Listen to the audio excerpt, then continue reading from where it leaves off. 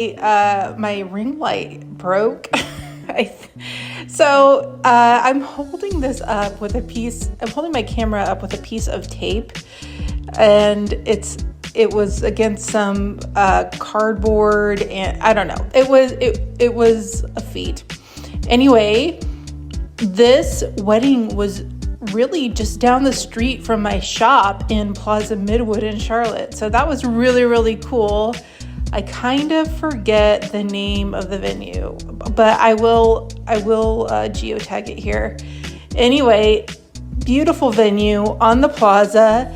And this bride was like, I want something whimsical and I want you to use your creativity and imagination. Love ya, girl. And I'm not quite sure what this flower is. I'm just going by the picture, but it was beautiful. So here I'm just going by something whimsical and fun. And I've been doing so many freaking signature cakes because you guys have been ordering them like crazy and I love it.